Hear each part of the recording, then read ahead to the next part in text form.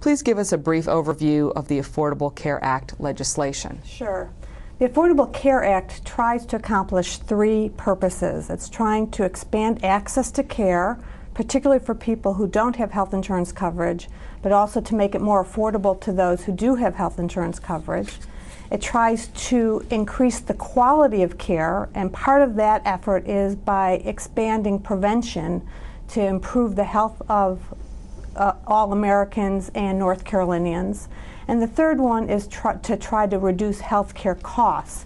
And they do that through a whole host of different ways, including trying to simplify the administrative process and to change the way that health care is financed so to encourage quality and better value for the money that we spend in health care.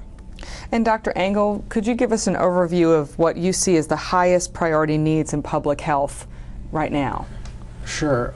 Public health, first of all, has its core functions that are mandated and legislated in every state in the nation, North Carolina included.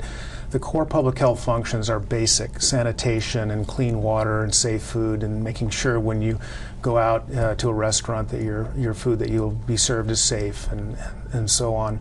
It's immunizations and vaccinating children, those basic core services. It's keeping the vital records like death and birth records and those sorts of things. We call those the core public health functions.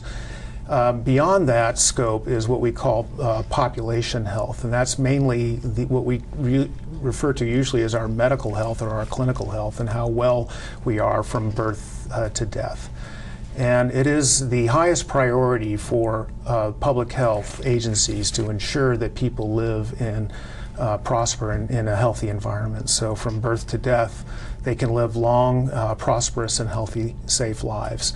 And to do that, we really look at a lot of different things along the way. So family planning, making sure that when women become pregnant that they have a healthy pregnancy, that the delivery goes well, and that young child has the right start in life, getting all their immunizations and making sure their nutrition is good, and so on and so forth. These are those critical years between 0 and 3. And then it goes on from there, and making sure children are school ready and ready to start school. And keeping that environment so that people make healthy choices along the way. That's what public health does, so that they eat well and can exercise and avoid obesity and all those long-term health problems that increase early death and early disease and increase the cost of care.